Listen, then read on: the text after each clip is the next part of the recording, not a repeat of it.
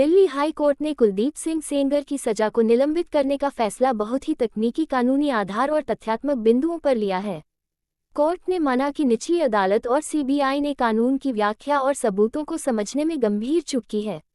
1. Mobile phone का रहस्य गिरना वीज मिलना। सीबीआई पीड़िता की कहानी में सबसे बड़ा झोल। पीड़िता ने कहा था कि घटना वाले दिन 4 जून 2017 जब वह कुलदीप सेंगर के घर गई थी तो रेप के बाद उसका मोबाइल फोन और सिम कार्ड छीन लिया गया था या गिर गया था। सीडीआर कॉल डिटेल रिकॉर्ड का सच। कोर्ट में पेश किए गए कॉल रिकॉर्ड्स कुछ और ही कहानी बयां कर रहे थे। रिकॉर्ड से पता चला कि जिस सिम फोन को खोया या छीना हुआ बताया गया वह घटना के बाद भी एक्टिव था। उस नंबर से कई कॉल किए गए थे। हाई कोर्ट का सवाल। कोर्ट ने माना कि अगर फोन छीन लिया गया था तो वह एक्टिव कैसे था, और अगर पीड़िता के पास फोन था तो उसने तुरंत पुलिस या परिवार को फोन क्यों नहीं किया। ये घटनाक्रम शक पैदा करता है। 2. केस दर्ज कराने में देरी। कानून में रेप जैसे मामलों में अगर फर्द दर्ज कराने में बहुत देरी होती है तो ठोस कारण बताना होता है। यहाँ यही सबसे बड़ी कमी रही। कथित घटना 4 जून 2017। पहली शिकायत जो पुलिस को दी गई अगस्त 2017, लगभग 2 महीने बाद। सेंगर का नाम गायब। सबसे हैरानी की बात यह थी कि जब पीड़िता ने पहली बार पुलिस में शिकायत की तो उसमें कुलदीप सिंह सेंगर का नाम ही नहीं था। शुरुआती शिकायत में आरोप शुभम सिंह और नीरज तिवारी एवं अन्य लोगों पर लगाए गए थे। सेंगर का नाम और रेप का आरोप बहुत बाद में अगस्त में जोड़ा गया। हाई कोर्ट का तर्क। कोर्ट ने माना कि यह बाद में सोची समझी साजिश हो सकती है। जब इतनी बड़ी घटना हुई तो मुख्य आरोपी का नाम पहली शिकायत में क्यों नहीं था। ये देरी और नाम का बाद में जुड़ना संदेह पैदा करता है कि कहीं किसी के कहने पर पॉलिटिकल राइवलरी तो ऐसा नहीं किया गया। 3. बयानों में बार बार बदलाव। पीड़िता ने अलग अलग समय पर अलग अलग बयान दिए जिससे उसकी विश्वसनीयता पर सवाल उठे। धारा 164 का बयान मजिस्ट्रेट के सामने। पहले बयान में पीड़िता ने कहा था कि उसे अगवा किया गया था और बेचा गया था, लेकिन उसने सेंगर द्वारा रेप की बात साफ तौर पर नहीं कही थी। बाद में उसने अपना बयान बदला और कहा कि सेंगर ने रेप किया था। मेडिकल हिस्ट्री में चुप्पी। जब घटना के बाद पीड़िता का मेडिकल चेकअप हुआ तो उसने डॉक्टर को रेप के बारे में या सेंगर के बारे में कुछ नहीं बताया। आमतौर पर पीड़िता डॉक्टर को सबसे पहले सच बताती है। ट्रायल कोर्ट की गलती। निचली अदालत ने इन बदलते बयानों को नजरअंदाज कर दिया और माना कि पीड़िता डरी हुई थी। लेकिन हाई कोर्ट का मानना है कि बयानों में इतना बड़ा बदलाव, आरोपी का नाम ही न होना और फिर आ जाना सामान्य नहीं है और इसे गंभीरता से देखा जाना चाहिए था। 4. पीड़िता की नाबालिग होने पर संदेह।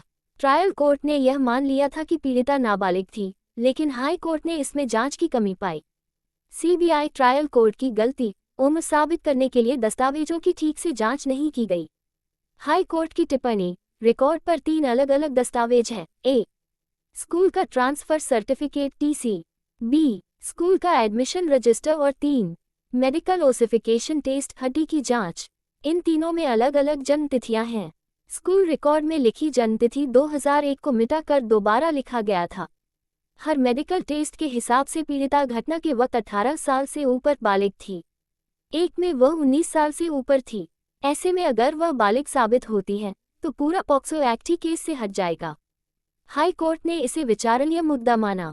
5. कॉल डिटेल रिकॉर्ड्स CDR और लोकेशन की अनदेखी। ट्रायल कोर्ट की गलती। ट्रायल कोर्ट ने मोबाइल टावर लोकेशन CDR के सबूतों को ज्यादा महत्व नहीं दिया था। तथ्य। सेंगर के वकीलों ने सबूत पेश किए कि घटना के समय सेंगर की मोबाइल लोकेशन उस जगह माखी गांव पर नहीं थी, बल्कि वहां से 15-16 किलोमीटर दूर उनके ऑफिस या किसी समारोह में थी। ये वीडियो आप अपना कानून चैनल पर देख रहे हैं। पीड़िता ने कहा था कि उनके साथ 8 से 8:30 बजे के बीच रेप हुआ। ऐसे में 30 मिनट में 15 किलोमीटर आकर रेप करना और फिर 15 किलोमीटर जाकर एक मीटिंग अटेंड करना संभव नहीं है। हाई कोर्ट का रुख।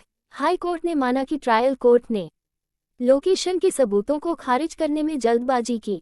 अपील के दौरान इस पर गहराई से सुनवाई की जरूरत है। 6. मेडिकल सबूतों में कमी। सीबीआई की कमी। घटना के काफी समय बाद लड़की ने इसकी जानकारी दी थी। FIR भी काफी समय बाद दर्ज हुई थी, इसलिए कोई ठोस फोरेंसिक सबूत जैसे DNA या सीमेंट नहीं मिला था। ये केस पूरी तरह से गवाहों के बयानों पर आधारित था। हाई कोर्ट का तर्क। जब ठोस मेडिकल सबूत नहीं होते और केस सिर्फ बयानों पर चलता है तो गवाहों की विश्वसनीयता की बहुत बारीकी से जांच होनी चाहिए, जो निचली अदालत ने पूरी तरह नहीं की। 7. फर्जी ईमेल और सबूत। जांच के दौरान एक ईमेल आईडी का भी जिक्र आया जो पीड़िता के नाम से बनाई गई थी और जिससे शिकायतें भेजी गई थी। जांच में पता चला कि वही ईमेल आईडी और उसका पासवर्ड किसी और के पास था, शायद परिवार का कोई सदस्य या जानकार, और उसका इस्तेमाल सबूत बनाने के लिए किया जा रहा था। इससे ये शक गहरा गया कि पीड़िता को कोई और गाइड ट्यूटर कर रहा था। ये वीडियो आप अपना कानून चैनल पर देख रहे हैं। 8. लोक सेवक पब्लिक सर्वेंट की परिभाषा में गलती और गलत सजा। यह इस पूरे फैसले का सबसे मजबूत आधार है जिस पर हाई कोर्ट ने सजा रोकी है। ट्रायल कोर्ट सीबीआई की गलती। निचली अदालत ने सेंगर को पॉक्सो एक्ट की धारा 5C के तहत दोषी माना था। ये धारा तब लगती है जब कोई लोक सेवक रेप करता है। ट्रायल कोर्ट ने तर्क दिया कि चूंकि सेंगर एक विधायक थे, इसलिए वह पब्लिक सर्वेंट हैं। इसी आधार पर उन्हें जीवन भर के लिए उम्रकैद की सजा दी गई। हाई कोर्ट का सुधार। हाई कोर्ट ने कहा कि ट्रायल कोर्ट ने कानून को गलत पढ़ा। भ्रष्टाचार निरोधक कानून में तो विधायक पब्लिक सर्वेंट होता है, लेकिन पॉक्सो एक्ट में पब्लिक सर्वेंट का मतलब अलग है। पॉक्सो एक्ट की धारा 5C के तहत पब्लिक सर्वेंट केवल वे माने जाते हैं जिनके पास अथॉरिटी होती है और जिनके पास नाबालिग की कस्टडी या सुरक्षा की जिम्मेदारी हो, जैसे जेलर, पुलिस, रिमांड होम का इंचार्ज, शिक्षक या डॉक्टर। निष्कर्ष, एक विधायक के पास आम जनता के प्रति जिम्मेदारी होती है, लेकिन किसी विशिष्ट नाबालिग के ऊपर उसका सीधा नियंत्रण या कस्टडी नहीं होती। इसलिए उन पर धारा 5C, जो सबसे सख्त सजा देती है, लागू नहीं होनी चाहिए थी। 9. सजा की अवधि 7 साल बनाम उम्र कैद। हाई कोर्ट ने सजा की अवधि को लेकर ट्रायल कोर्ट के फैसले में विरोधाभास पाया। तथ्य: कुलदीप सेंगर अप्रैल 2018 से जेल में हैं। इस आदेश तक उन्होंने लगभग 7.5 साल 5 महीने जेल में बिता लिए हैं। तकनीकी बिंदु: अगर धारा 5C पब्लिक सर्वेंट वाली धारा हटा दी जाए तो उन पर केवल साधारण रेप IPC 376 या पॉक्सो की धारा 4 का मामला बनता है। दरअसल 2017 जब अपराध हुआ था कि कानून के मुताबिक साधारण पॉक्सो मामले में न्यूनतम सजा 7 साल थी। 2019 के संशोधन में ये सजा बढ़ाकर न्यूनतम 7 साल की गई। कोर्ट का तर्क: चूंकि सेंगर पहले ही 7.5 साल जेल काट चुके हैं, जो कि न्यूनतम सजा से ज्यादा है, तो अपील लंबित रहने के दौरान उन्हें जेल में रखना अन्याय होगा। अगर बाद में फैसला उनके पक्ष में आता है तो वह एक्स्ट्रा सजा काट चुके होंगे जिसे वापस नहीं किया जा सकता। अपना कानून बाय विवेक कुमार मौर्य सर।